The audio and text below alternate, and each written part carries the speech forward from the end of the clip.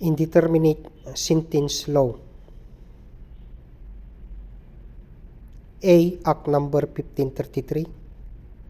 B. Act number 3316. C. Act number 3326. D. Act number 4103. Answer: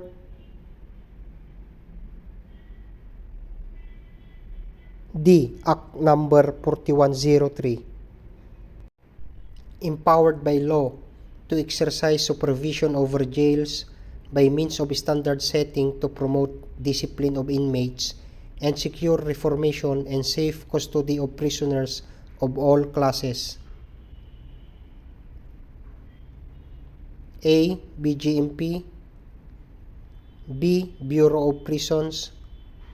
C. Bureau of Corrections. D. Commission on Human Rights. Answer: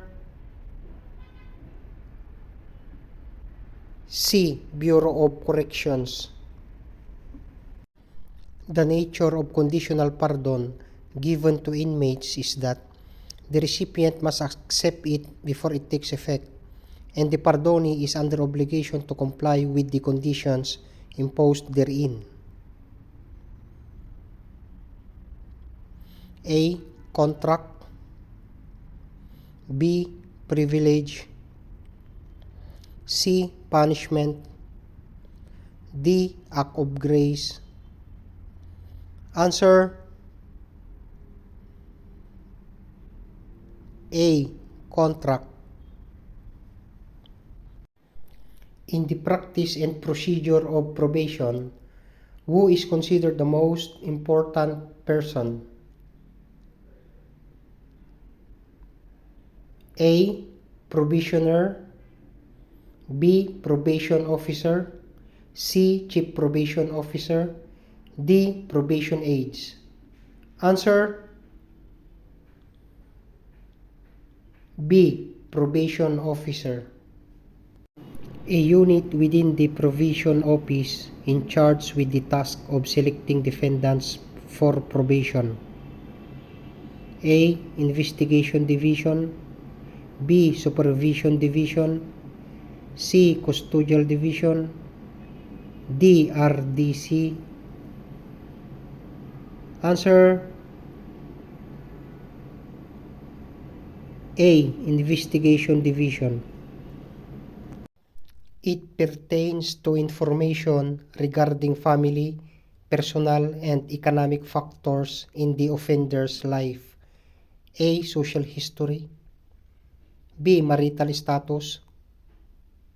C. Antecedent. D. Character and behavior. Answer: A. Social history. Primary basis in granting parole. A. Response with correctional treatment.